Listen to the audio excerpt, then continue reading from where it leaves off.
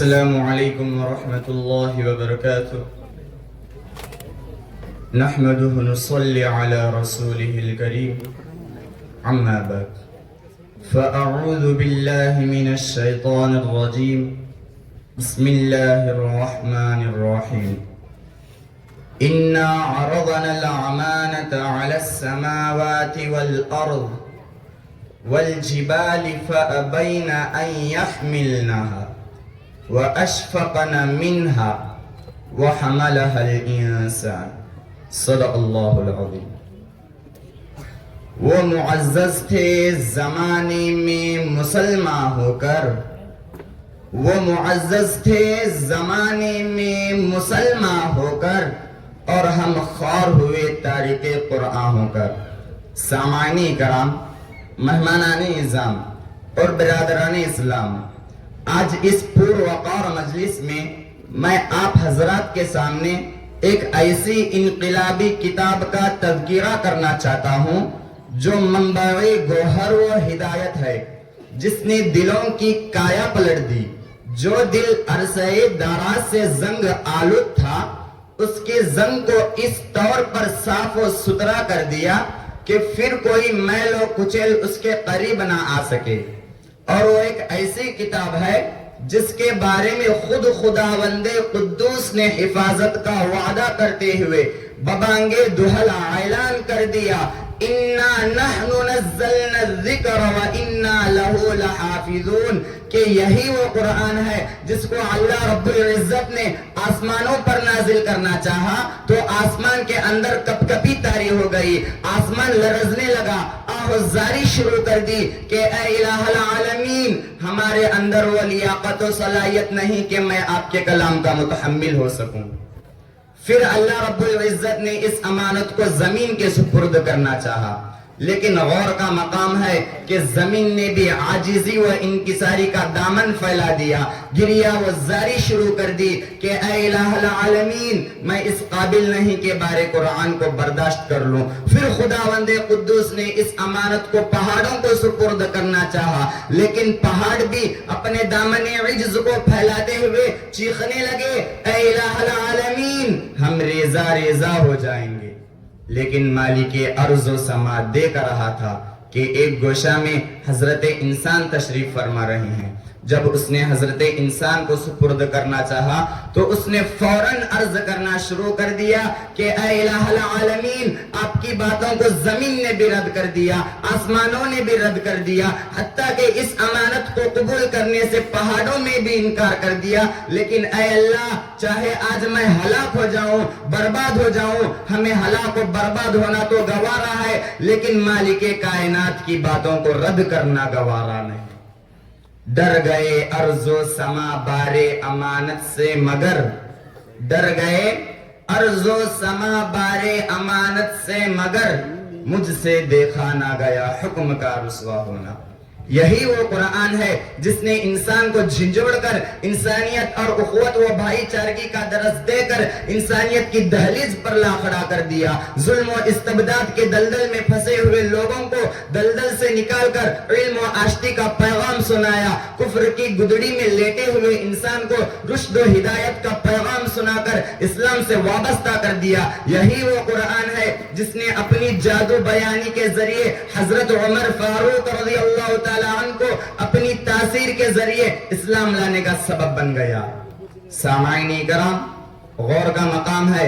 ایک مرتبہ حضرت عمر فاروق رضی اللہ تعالی عنہ سرداران قریش کی میٹنگ میں تشریف فرما رہے تھے۔ وہ لوگ مشورہ کر رہے تھے کہ کوئی ایسی تدبیر اختیار کی جائے کہ محمد صلی اللہ علیہ وسلم اشاعت دین سے باز آ جائے۔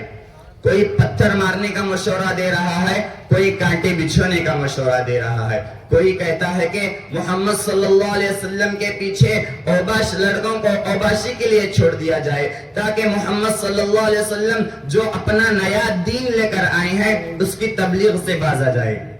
سامعین کرام، ذرا سوچو تو صحیح یہ تدابیر کس کے حق میں کی جا رہی ہے؟ حضرات حسنین رضی اللہ عنہما کے نانا جان کے حق میں کی جا رہی ہے، جنتی عورتوں کی سردار حضرت فاطمہ الزہرا رضی اللہ عنہا کے ابا جان کے حق میں کی جا رہی ہے، ام المؤمنین حضرت عائشہ صدیقہ رضی اللہ عنہا کے سرتاج کے حق میں کی جا رہی ہے، آمینہ کے لال کے حق میں کی جا رہی ہے، عبداللہ کے لخت جگر نور نظر کے حق میں کی جا رہی ہے،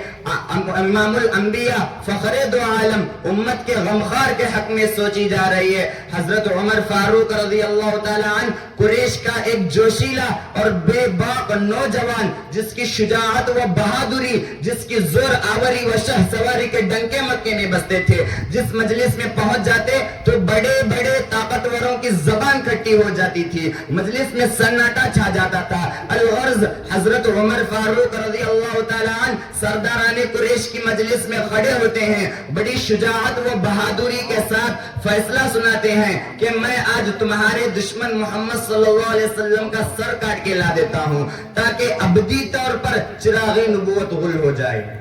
مجلس ختم ہوتی ہے، ادھر حضرت عمر فاروق رضی اللہ تعالی عنہ اپنی ننگی تلوار لے کر چراغ نبوت غل کرنے کے لیے جا رہے ہیں، لیکن شہدائیان اسلام تقدیر عمر آواز دے رہی ہے، اے عمر جسے خدا رکھے اسے کون چکے، تمہارا فیصلہ غلط ہے، تمہارا ارادہ غلط ہے، تمہاری تدبیر غلط ہے، تمہارا خیال غلط ہے۔ بہرحال جب گھر سے چلے تو راستے میں سعد بن ابی وقاص سے ملاقات ہوئی، حضرت عمر فاروق رضی اللہ تعالیٰ عنہ کے ہاتھ میں ننگی تلوار دے کر پوچھنے لگے، اے عمر کہاں کا ارادہ ہے، چہرے پر ایک غصہ کیسا ہے؟ تو حضرت عمر بن خطاب رضی اللہ تعالیٰ عنہ کہتے ہیں کہ میں آج محمد عربی صلی اللہ علیہ وسلم جو نبوت کا دعویٰ کر رہا ہے، لوگوں کو ایک خدا کی پرستشی کی دعوت دے رہا ہے، اس کا خاتمہ کرنے کے لیے جا رہا ہوں۔ تو اس نے کہا کہ اے عمر محمد صلی اللہ علیہ وسلم کو ختم کرنے سے قبل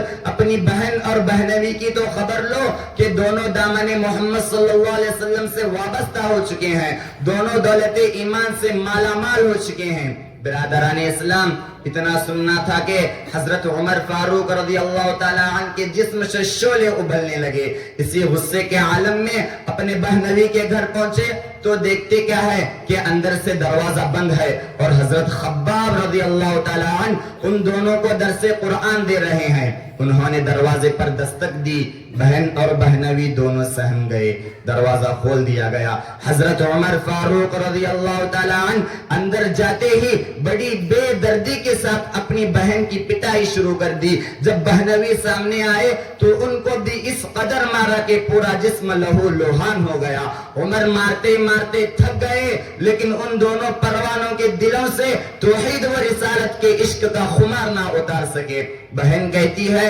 اے عمر میں نہ چھوڑوں گی دامن نبی کا، میں نہ چھوڑوں گی دامن نبی کا، بے حیا چاہے جتنی سزا دے۔ برادران اسلام